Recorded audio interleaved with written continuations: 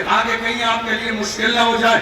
آپ اتنا کھل کر بول رہے ہیں, آخر آپ کے پیچھے کوئی بہت مضبوط بیک گراؤنڈ ہے جس آپ دبتے نہیں ہیں, کھل کے بولتے ہیں.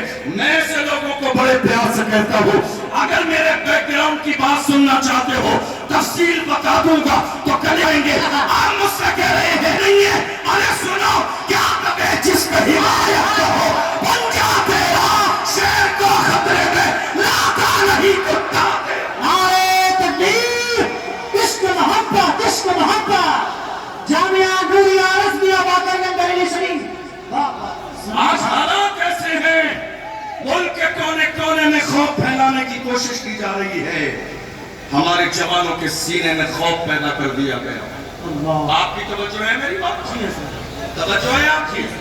کیا ایسا ہوا یا نہیں ہوا؟ کیا خوف نہیں پھیلایا گیا؟ کیا آج خوف نہیں ہے لوگوں؟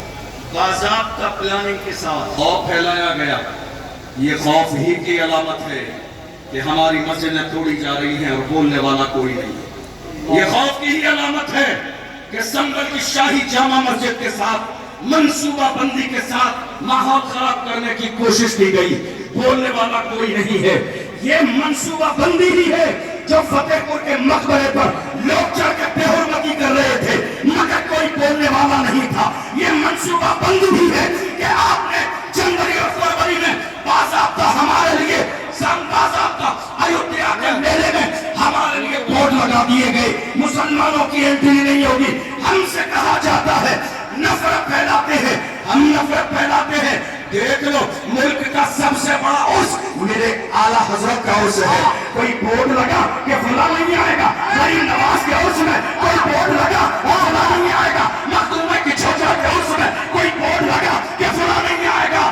ہمارے سینے کشادہ ہے, دل کشادہ ہے, گھر کشادہ ہے. اور نہیں باضابطہ ایودھیا کے میلے کی بات تو سنیے, ہمارے لیے بورڈ لگا دیا گیا تمہارے لیے کلمہ پڑھنے والوں کی انٹری نہیں ہے. مگر اللہ کی شان دیکھو, خدا جو کرتا ہے وہ بہتر کرتا ہے. بعد میں ہمیں خدا کی یہ مسئلہ ہی سمجھ میں آئی. اگر مسلمان چلے گئے ہوتے وہاں بھگدڑ بھی مچی, لوگ گرے بھی, آگ بھی لگی, لوگ مرے بھی. کہیں ایسا نہیں کہ کورونا کے زمانے کی طرح یہ دستار بھی ہمارے سر پہ باندھ دی جاتی کہ کورونا انہوں نے پھیلایا ہے. اللہ جو کرتا ہے اچھا کرتا ہے.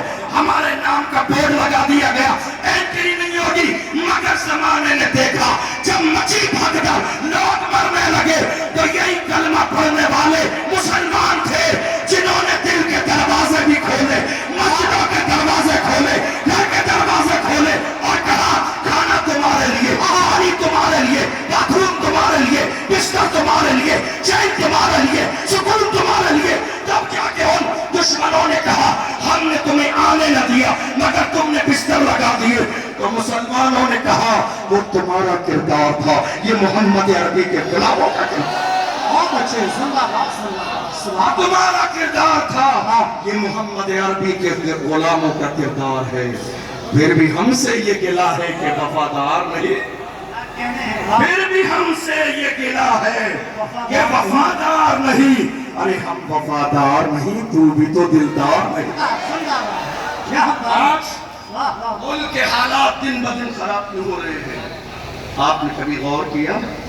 خراب اس لیے ہو رہے ہیں کہ جہاں قوم مسلم کو بولنا چاہیے مسلمان وہاں بولتے نہیں ہیں, اور جہاں مسلمانوں کو خاموش رہنا چاہیے وہاں مسلمان بولتے نظر آتے ہیں.